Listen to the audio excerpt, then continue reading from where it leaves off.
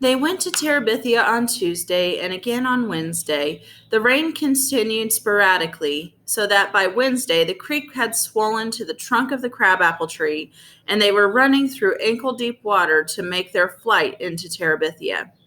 And on the opposite bank, Jess was more careful to land on his feet. Sitting in cold, wet breeches for an hour was no fun, even in a magic kingdom. For Jess, the fear of crossing the fear of for Jess, the fear of the crossing rose with the height of the creek. Leslie never seemed to hesitate, so Jess could not hang back. But even though he could force his body to follow after, his mind hung back, wanting to cling to the crabapple tree the way Joyce Ann might cling to Mama's skirt. While they were sitting in the castle on Wednesday, it began suddenly to rain so hard that the water came through the top of the shack in icy streams. Jess tried to huddle away from the worst of them, but there was no escaping the miserable invaders. Dost know what is in my mind, O king?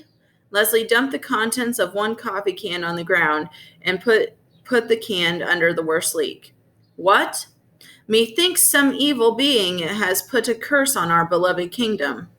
Damn weather bureau. In the dim light, he could see Leslie's face freeze into its most queenly pose, the kind of expression she usually reserved for vanquished enemies. She didn't want to kid. He instantly repented his unkingly manner.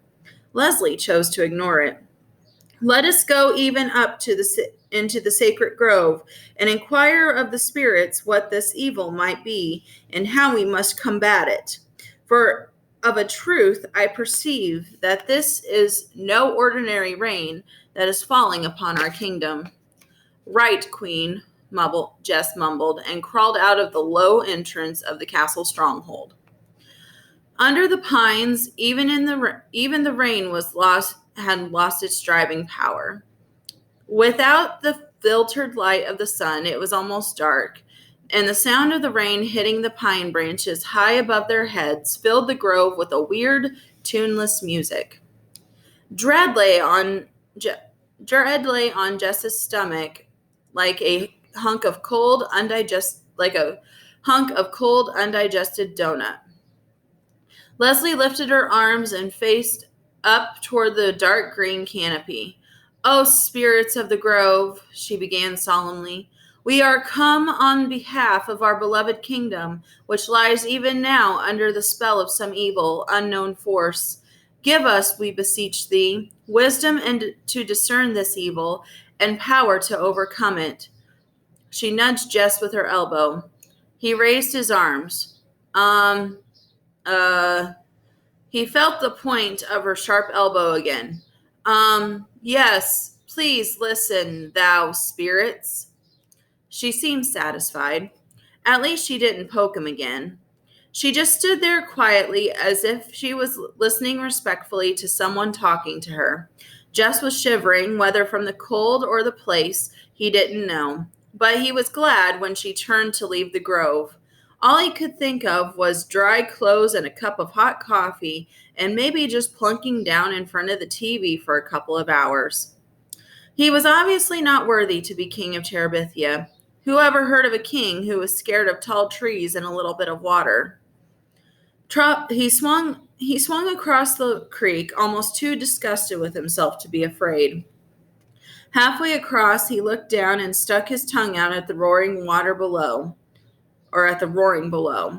"Who's afraid of the big bad wolf? Tra-la-la-la-la," he said to himself, but then quickly looked up again toward the crabapple tree. Plodding up the hill through the mud and beaten down grasses, he slammed his bare feet down hard. Left, he addressed them inside his head. Left my wife and 49 children without any gingerbread. Think I did right?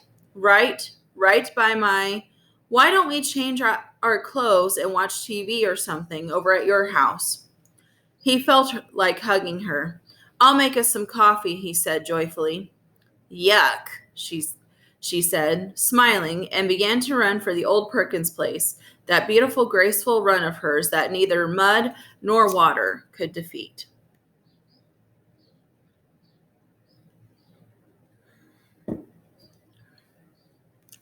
It seemed to Jess, when he went to bed Wednesday night, that he could relax, that everything was going to be all right.